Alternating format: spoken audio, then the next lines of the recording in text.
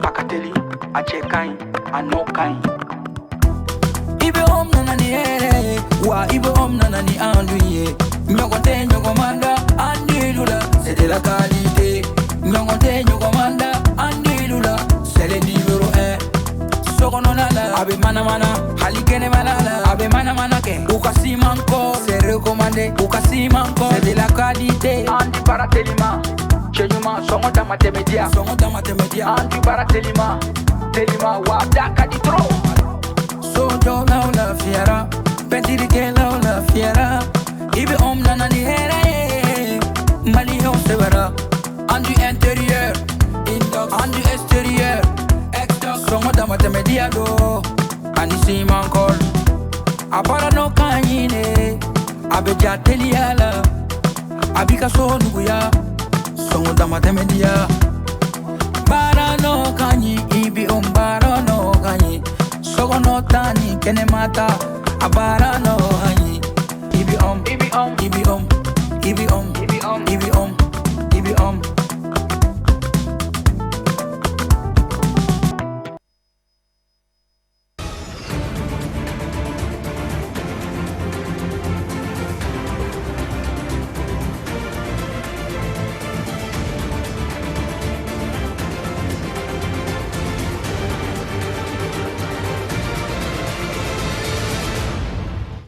Élection du nouveau bureau du district de Bamako au siège de la Chambre de commerce et d'industrie du Mali ce dimanche 1er mars 2026. Les détails dans un instant. Soirée Yogoro à la résidence du ministre de la Santé et du Développement social animée par des groupes de filles et de garçons ce samedi 28 février dans le cadre du mois de Ramadan. Nous y reviendrons également. 20h30, temps universel. Merci d'avoir choisi Advance TV pour vous informer. Bonsoir et bienvenue aux infos. Dans une atmosphère empreinte de consensus et de fraternité, le siège de la Chambre de commerce et d'industrie du Mali a accueilli ce dimanche 1er mars 2026 l'élection du nouveau bureau du district de Bamako. Une étape clé dans le renouvellement des instances consulaires marquée par la volonté de renforcer l'unité et la gouvernance du secteur privé. Mamadou Diallo pour le compte-rendu. Le siège de la Chambre du commerce et d'industrie du Mali a servi de cadre ce dimanche 1er mars 2026 à l'élection du nouveau bureau du district de Bamako.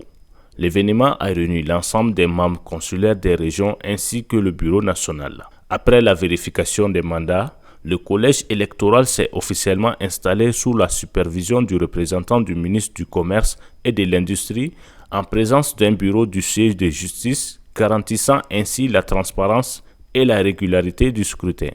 Nous voici au terme de la mission de supervision consacrée à la mise en place du nouveau bureau de la délégation régionale de la Chambre de commerce et d'industrie du Mali pour le district de Bamako. Je me réjouis du bon déroulement des opérations d'installation qui se sont effectuées conformément au texte et dans un esprit de responsabilité et de sérénité. L'installation officielle du nouveau bureau marque le début d'un mandat porteur d'espoir et d'attente pour l'ensemble des opérateurs économiques du district de Bamako. Il vous appartient désormais de traduire en actions concrètes les ambitions exprimées durant le processus électoral. Je vous invite à privilégier l'unité, la cohésion, la transparence dans la gestion des affaires de la délégation régionale. Fait notable, une seule candidature était en lice. À l'issue d'un large consensus des membres, il s'agit de celle de Omar Diallo. À l'issue du vote, ce dernier a été élu et a procédé à la mise en place du nouveau bureau, intégrant les 3 autres candidats dans une dynamique d'unité et de collaboration. Je manifeste je crois qu'il y a un sentiment de fierté, de satisfaction. Et j'en profite pour remercier l'ensemble des membres consulaires qui se sont tous dévoués par rapport à l'installation de ce bureau. Les grandes lignes seront, il y en a plein. Vous avez pu constater ces derniers temps que avant l'installation même du bureau, vous avez vu dans les infos l'incendie du marché de Médina Koura, communément appelé Sogonoukura. Donc vous voyez quand même, il y a quand même plein de défis à relever. et nous allons s'y mettre, Inch'Allah, pour surmonter ces difficultés-là très rapidement. D'abord, c'est un bureau consensuel. C'est un bureau consensuel. Il y avait d'autres candidats, il n'y avait pas que moi.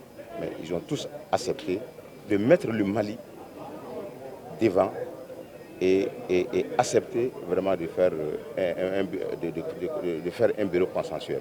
Cette élection du bureau du district de Bamako s'est déroulée dans une ambiance de fraternité et de cohésion. Pour les protagonistes, l'intérêt général du pays a été placé au-dessus de toute considération avec pour objectif le renforcement du climat des affaires et le bien-être des opérateurs économiques maliens. Dans le cadre du mois de Ramadan, je l'annonçais dans les titres, la demeure du ministre de la Santé et du Développement social, colonel-major Assa Diallo Touré, a servi de passage ce 28 février pour les Yogoro et Salawalewale, des groupes de filles et de garçons qui passent de porte en porte avec des chansons spéciales. Pleine de sagesse, la ministre s'est prêtée au jeu et a prodigué en retour des conseils aux visiteurs du jour. Astanso y était pour Advance TV.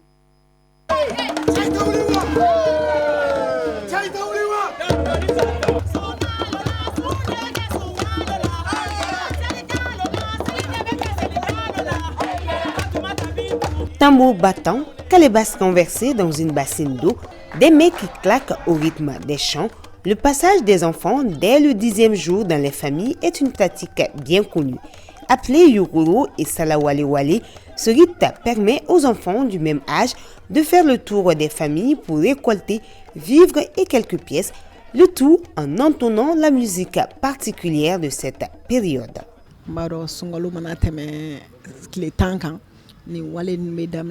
Cette pratique fait partie des traditions du Ramadan et commence dès le 10e jour de ce mois béni. Malheureusement, la pratique se fait rare du fait que beaucoup de lieux ont abandonné ce rite. Il est important de préserver ce pan de notre richesse culturelle car c'est un facteur de paix, de cohésion et d'entraide. Je suis tout autant heureuse du fait que nous sommes dans l'année de la culture et de l'éducation, toutes choses qui permettront de sauvegarder cette haute manière d'éduquer nos enfants. Pour ce qui est des présents reçus, une fois le Ramadan fini, ils sont utilisés pour préparer un plat copieux qu'ils vont se partager. D'un ton maternel, le ministre de la Santé n'a pas manqué de prodiguer des conseils à l'endroit des visiteurs, dont les anciens du conservatoire ou encore de l'ENA, qui tiennent à préserver ce pan de notre richesse culturelle.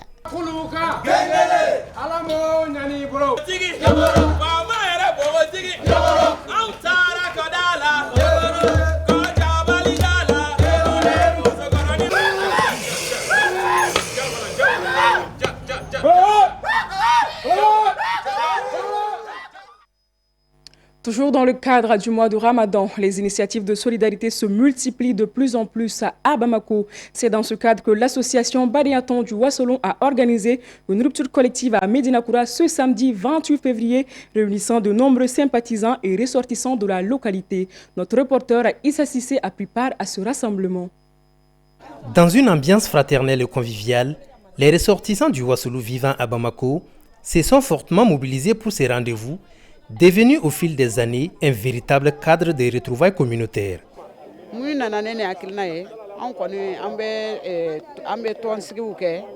Notre association fait beaucoup d'activités dans l'année. Pour renforcer davantage les liens qui nous unissent, depuis 4 ans, on a décidé d'ajouter la rupture du jeûne aussi dans nos activités. Au-delà de la rupture, l'association ambitionne également d'aider les enfants déscolarisés, en plus de son soutien constant envers les femmes victimes de cancer dans de nombreuses localités.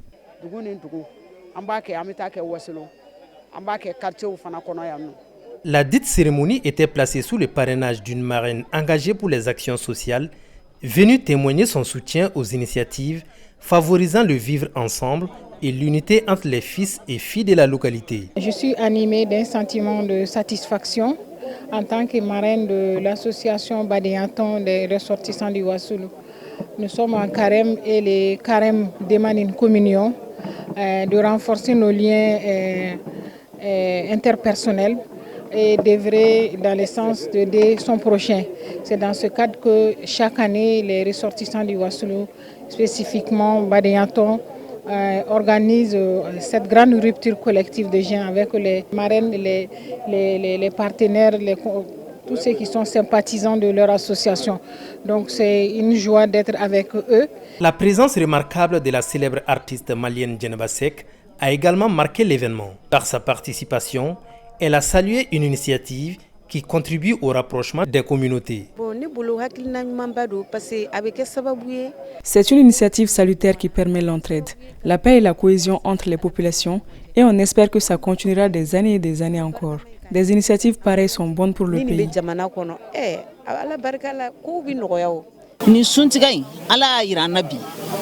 Nous espérons vivre assez longtemps pour participer encore à de telles actions religieuses. Je salue les initiateurs et formule des bénédictions pour la paix au Mali. À travers cette activité, l'association entend promouvoir l'entraide et la cohésion sociale entre tous les Maliens, valeurs essentielles du mois de Ramadan. Des bénédictions et prières ont aussi été formulées en faveur des membres de l'association qui ont quitté ce monde. Passons à présent aux actualités internationales. Ce sera en bref et en images. Suivons. En Guinée-Bissau, l'opposition a publié samedi un manifeste sur les réseaux sociaux tendant la main aux militaires ayant pris le pouvoir à l'issue des élections du 26 novembre 2025. La coalition plateforme de l'Alliance inclusive Terraranka et l'APCG rappellent que les forces de défense ont manqué à leur devoir de neutralité tel que prévu par la loi sur la défense nationale. M. Dupré a engagé un dialogue afin de sortir le pays de la crise institutionnelle et démocratique. Des membres de la fondation Al-Ulbet se sont rassemblés au Cap pour rendre hommage au guide suprême iranien tué lors d'opérations militaires israélo-américaines en Iran. Cette organisation musulmane chiite a dénoncé l'action d'Israël et des États-Unis au Moyen-Orient et le coordinateur national de la fondation, Sid Aftab Haider, a également condamné l'offensive, estimant que la souveraineté des États et le droit international ont été bafoués. Les forces spéciales belges ont arraisonné un pétrolier appartenant à la flotte fantôme utilisée par la Russie pour contourner les sanctions liées à la guerre en Ukraine. Des documents suspects ont été saisis à bord et une enquête pénale a été ouverte. Le ministère belge de la Défense a précisé que le pétrolier figure sur la liste des sanctions de l'Union européenne. Moscou, de son côté, a indiqué ne pas avoir été officiellement informé de la détention du navire et cherche à vérifier la présence éventuelle de ressortissants russes à bord. Les autorités iraniennes ont confirmé dimanche la mort de 165 personnes à la suite de frappes aériennes conjointes menées par les États-Unis et Israël contre une école primaire des filles dans le sud du pays. L'établissement Shajareh Taibeh, situé à Minab, a été touché samedi lors d'une attaque de grande ampleur. Le président iranien a présenté ses condoléances aux familles des victimes et aux habitants de Minab. Il a dénoncé des frappes inhumaines et un acte barbare, estimant qu'elles constituent une nouvelle page sombre contre l'Iran. Fin de cette édition. Merci à vous de l'avoir suivi et excellente suite des programmes sur Advance TV. Bonsoir.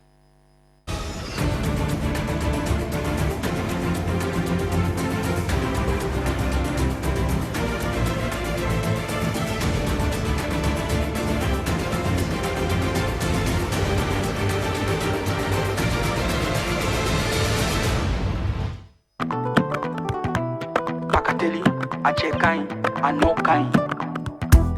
Ibe om nanani wa ibe om nanani anduye nyogote nyogomanda andilula c'est de la qualité nyogote nyogomanda andilula c'est le numéro 1 sokononala abe mana halikene malala abe mana ke ukasimanko c'est recommandé ukasimanko c'est de la qualité Andi baratelima chenyuma songoda matemedia Andi baratelima telima wa daka di tro Sojo la la fiera, pentiri ke la fiera. Ibe om nanani here, Mali on severa. Andu intérieur, indox, andu extérieur. Exdox, songo damate mediado. Anisi mankol, apara no kanyine. Abeja teliala, abika so nuguya. Songo damate media. Bara no kanyi, ibi om bara no kanyi. Sogo no tani kene mata abara no hanyi ibi om